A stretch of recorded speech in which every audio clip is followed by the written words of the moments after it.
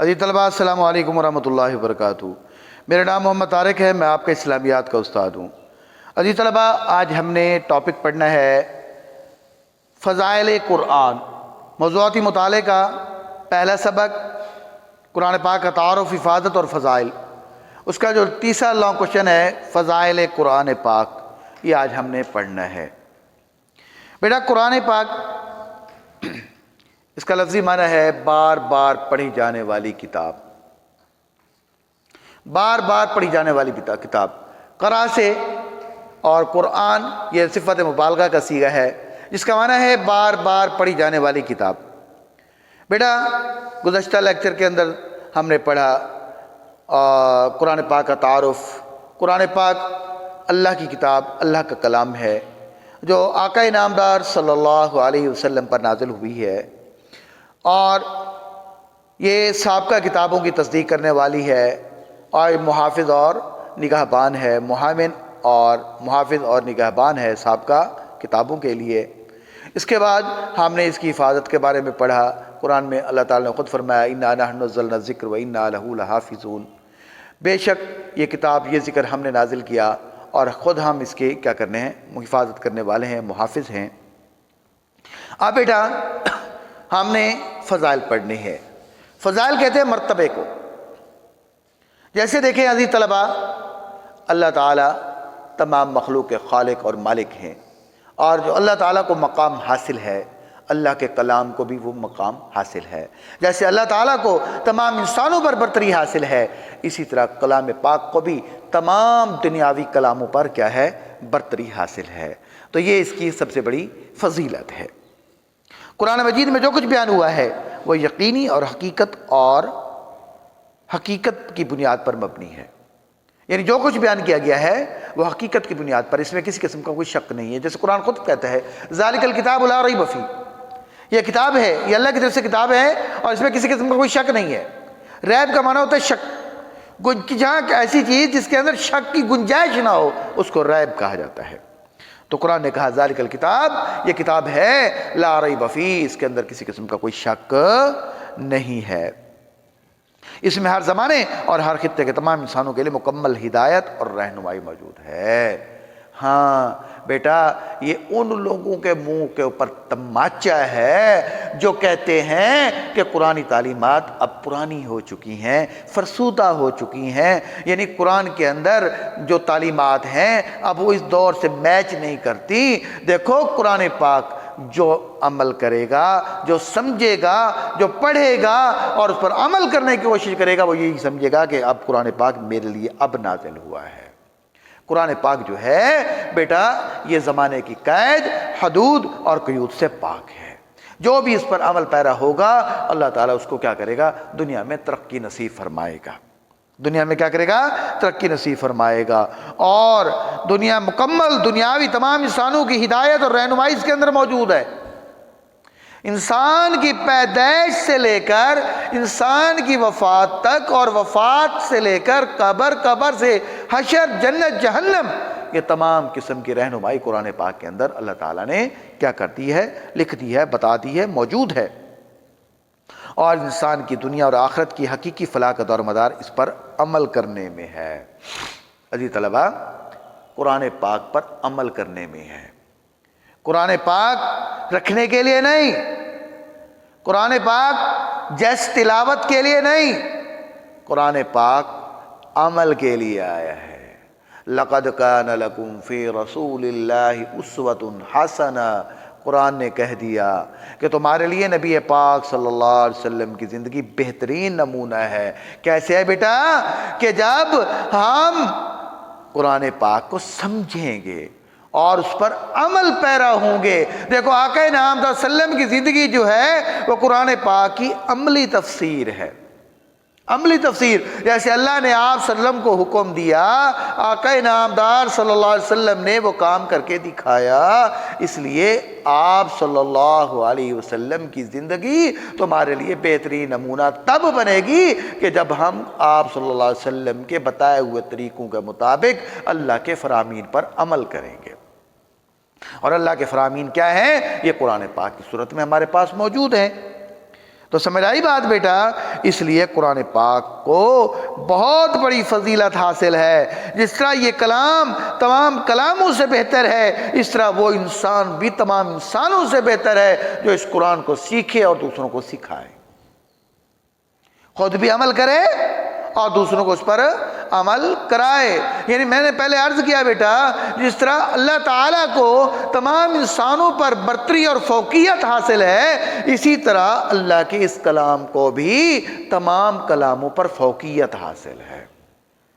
میری اور آپ کی جو گفتگو ہے اس میں کوئی وہ نہیں ہے، معنی خیز نہیں ہے۔ یہ گفتگو غلط بھی ہو سکتی ہے، جھوٹی بھی ہو سکتی ہے، لیکن نہیں، اللہ کی کلام جو برحق ہے اور اس کے اندر جو کچھ بیان کیا گیا ہے وہ حقیقت کی بنیاد پر مبنی ہے۔ میری اور آپ کی بات گفتگو جھوٹی ہو سکتی ہے، لیکن اللہ کے کلام کے اندر کسی قسم کا کوئی ریب، کوئی شک نہیں ہے۔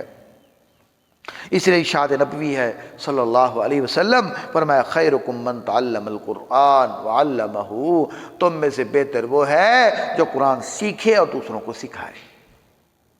یہاں قرآن پاک کی فضیلت کو بیان کیا گیا، اور قرآن پاک کی فضیلت کے ساتھ ساتھ جو اس پر عمل پیرا ہوتا ہے، جو اس کو سیکھنے سکھانے کا، تعلیم و تعلم کا کام کرتا ہے، اس کے بارے میں بھی کہا گیا کہ وہ انسان تم میں سے بہتر ہے جو قرآن سیکھتا بھی ہے، دوسروں کو سکھاتا بھی ہے۔ اس لیے ہمیں چاہیے کہ قرآن پاک کا علم حاصل کرنے کی طرف ہمیں زیادہ سے زیادہ توجہ دیں، اور اس کے لیے کسی طرح کی محنت سے دریغ نہ کریں۔ قرآن پاک کی تلاوت بہت بڑی نیکی ہے۔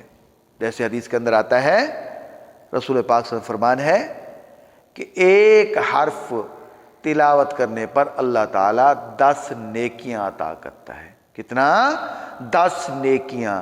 یہ نہ کہو الف لام میم، یہ کیا ہے؟ ایک لفظ ہے، اس کے اندر 3 حرف ہیں، الف الگ حرف ہے، لام الگ حرف ہے، میم الگ حرف ہے، تو ہر ایک حرف کے بدلے میں تلاوت کرنے پر اللہ تعالیٰ کتنی نیکیاں عطا فرماتا ہے؟ 10 نیکیاں عطا فرماتا ہے، اور 10 + 10 + 10 کتنا بن گئے؟ 30 نیکیاں ایک لفظ پڑھنے پر آپ کو ملتی ہیں۔ یہ تو ہے، اور اس پر عمل کے نتیجے میں اللہ تعالیٰ دنیا اور آخرت میں عزت اور سرفرازی عطا فرماتا ہے۔ کیا کرتا ہے اللہ تعالیٰ؟ عزت اور سرفرازی عطا فرماتا ہے۔ اس سے منہ پھیرنے والے کو ذلیل الخوار کرتا ہے۔ علامہ اقبال رحمۃ اللہ علیہ نے کیا خوب کہا تھا، وہ زمانے میں معزز تھے حامل قرآن ہو کر، وہ زمانے میں معزز تھے حامل قرآن ہو کر، ہم ذلیل و خوار ہوئے تارک قرآن ہو کر۔ ہم جب انہوں نے قرآنی تعلیمات پر عمل پیرا ہوئے اور قرآنی تعلیمات پر عمل کیا، اللہ نے ان کو دنیا میں سرفرازی عطا فرمائی، اور دنیا میں بادشاہت عطا فرمائی، دنیا کی سرداری، دنیا کی لیڈری اللہ تعالیٰ نے ان کو عطا فرمائی۔ اور جنہوں نے قرآنی تعلیمات کو پس پوچھ ڈال دیا، قرآنی تعلیمات پر عمل کرنا چھوڑ دیا، وہ لوگ دنیا میں ذلیل اور رسوا ہو گئے۔ آج اگر ہم اپنی سیاسی زندگیوں کا مطالعہ کریں، اپنی دنیاوی زندگیوں کا مطالعہ کریں، تو ہم کتنا قرآنی تعلیمات پر عمل پیرا ہیں۔ ہماری کامیابی کا سب سے بڑا ذریعہ، ہماری دنیاوی کامیابی کا سب سے بڑا ذریعہ قرآنی تعلیمات ہیں، جس کو ہم نے چھوڑ دیا ہے۔ اگر آج کا مسلمان قرآنی تعلیمات پر عمل کر لے تو اللہ تعالیٰ اس کو دنیا میں سرفرازی اور اس کو بادشاہت کیا فرمائے گا؟ عطا فرمائے گا۔ تاریخ گواہ ہے، کتاب اللہ کہتا ہے، تاریخ گواہ ہے کہ جب تک مسلمان کیا کرتے رہے؟ قرآنی تعلیمات پر عمل پیرا رہے تو وہ دنیا میں غالب رہے۔ کیوں؟ حدیث کے اندر آ چکا ہے، کچھ القرآن حجت لک او علیک، القرآن حجت لک او علیک، یا قرآن تمہارے ساتھ چلے گا، تمہارے حق میں چلے گا، او علیک، یا تمہارے خلاف چلے گا۔ جب تم قرآنی تعلیمات پر عمل کرو گے، قرآنی تعلیمات کو آگے پھیلاؤ گے، اور دنیا میں اللہ تعالیٰ تمہاری سرفرازی دے گا، اور قرآن پاک کی تعلیمات کی برکت سے تمہیں اللہ تعالیٰ کامیابی عطا فرمائے گا۔ ہاں اگر قرآن تعلیمات کو تم پس پش ڈال دو گے، قرآن تعلیمات پر عمل پیرا نہیں ہوگے، تو پھر کیا ہوگا عزیز طلبہ کہ اللہ تعالیٰ آج جو ہمارے ملک کے حالات ہیں، آج کے ہمارے مسلمان ذلیل و خوار ہو رہے ہیں، پستی کا شکار ہیں، اسی بیس پر ہم شکار ہو چکے ہیں کہ ہم نے قرآن تعلیمات سے کیا کر لیا، اگنور کیا، ہم نے منہ موڑ لیا ہے۔ جب انہوں نے اس کی طرف سے غفلت برتی تو اللہ تعالیٰ نے عزت اور سربلندی سے کیا کر دیا، انہیں محروم کر دیا۔ یہ بات رسول اکرم صلی اللہ علیہ وسلم نے پہلے ہی فرما دی تھی، ارشاد فرما دی تھی۔ اللہ تعالیٰ بہت سی قوموں کو قرآن پاک کی وجہ سے سربلندی عطا فرمائے گا، اور بہت سی قوموں کو غفلت کی بنا پر ان کو گرا دے گا۔ عزیز طلبہ، اگر ہم تاریخ کا مطالعہ کریں، مسلمانی تاریخ مسلمانوں کی تاریخ کا مطالعہ کریں، آج مسلمان ذلت اور پستی کا شکار کیوں ہیں؟ اس کی ریزن کیا ہے؟ اس کی وجہ کیا ہے؟ اس کی وجہ اور ریزن یہ ہے کہ ہم نے اسلامی تعلیمات کو پس پش ڈال دیا ہے۔ ہم نے اپنی دنیاوی زندگی کے اندر سے قرآن تعلیمات کو نکال دیا ہے، ہم نے اپنی زندگی کے اندر دنیاوی تعلیمات، دینی تعلیمات کو نکال دیا ہے، اور ہم نے دنیا کو ہی سارا کچھ سمجھ رکھا ہے۔ اس بیس پر آج ہم ذلت اور رسوائی کے شکار ہو چکے ہیں۔ حدیث کے اندر آتا ہے، رسول پاک صلی اللہ علیہ وسلم کا فرمان ہے کہ قرب قیامت میں ایسا وقت آئے گا کہ لوگوں کے اوپر، یہود و نصارہ، کفار، مسلمانوں کے اوپر ایسے چڑھ دوڑیں گے جیسے مردار کے اوپر کتے اور چیلیں آتی ہے۔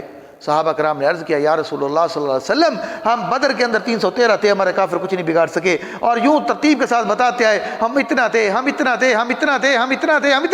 کافر ہمارا کچھ نہیں بگاڑ سکیں گے۔ جبکہ اس ٹائم مسلمانوں کی تعداد ان کا غصہ السیل، یعنی سمندر کی جھاگ کے برابر ہوں گے، تب یہ ہم کیسے چڑھ دوڑیں گے، کیسے ہمیں یہ ختم کر دیں گے؟ آپ صلی اللہ علیہ وسلم نے فرمایا، الوہن، جب تمہارے دلوں میں وہن آ جائے گا۔ صحابہ کرام نے عرض کیا، مل وہن کیا ہے؟ آپ نے فرمایا، حب دنیا و کراہیت الموت، جب تم دنیا کی لالچ کے اندر پڑ جاؤ گے، موت کو اور اسلامی تعلیمات کو پس پش ڈال دو گے، تو پھر کیا ہوگا کہ تم پر کافر چڑھ دوڑیں گے اور غالب آ جائیں گے۔ تو یہ بات میں پہلے عرض کر چکا ہوں، حضور اکرم صلی اللہ علیہ وسلم پہلے ارشاد فرما چکے تھے کہ اللہ تعالیٰ بہت سی قوموں کو قرآن کی وجہ سے سربلندی عطا فرمائے گا، اور بہت سی دوسری قوموں کو اس کی غفلت کی وجہ سے گرا دے گا۔ اس لیے ہمیں چاہیے کہ ہم قرآن پاک کی تلاوت کریں، اس کو سمجھیں اور اس کی تعلیمات پر عمل کرنے کی کوشش کریں۔ عزیز طلبہ، یہ آج ہم نے لانگ کوشچن پڑھا، اور یہی آپ کا ہوم ورک ہے، آپ لوگوں نے یہ تفصیلی سوال جو ہے لکھنا ہے۔ پھر بھی اگر کوئی بات سمجھ نہ آئی ہو تو آپ مجھے کال کر سکتے ہیں، واٹس ایپ کر سکتے ہیں، میسج کر سکتے ہیں، تاکہ میں آپ کی بہتر رہنمائی کر سکوں۔ السلام علیکم ورحمۃ اللہ۔